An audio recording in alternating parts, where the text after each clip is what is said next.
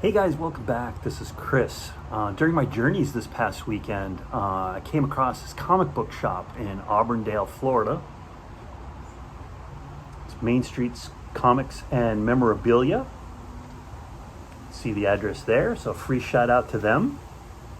Back of the business card. Small shop, a lot of back issues, fairly reasonable prices, and a lot of new comics. So you can go there and get your comics for the week. And while I was there, I found some really cool modern Star Wars keys. So let me show you what we got.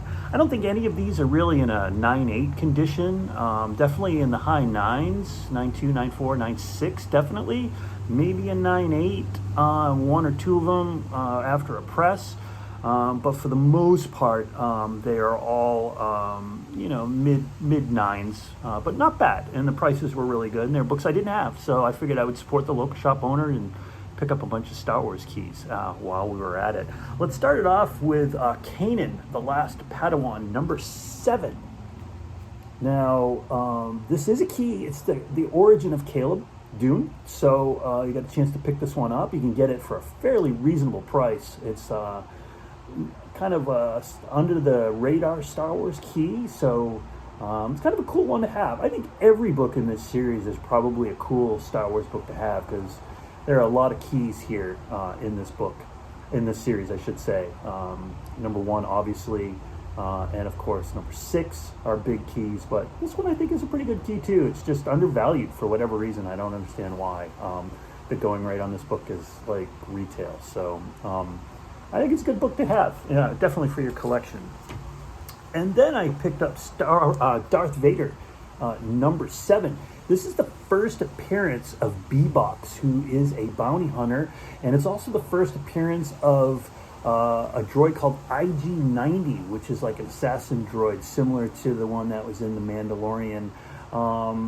So this is a nice little Star Wars key to have with a couple of first appearances, also a fairly affordable key for the most part. So didn't have to pay a whole lot for that one. So it was nice to pick up a nice key at a fairly reasonable price. Also picked this guy up. This is pretty cool. This is Darth Vader number 7. This is the first cover appearance of the 5th brother, 7th sister, and the 8th brother. So not a bad pickup here as far as Star Wars keys go. I was surprised this shop had so many cool Star Wars keys that were just sitting there in the bin. And I paid a little bit for this one, but not too bad.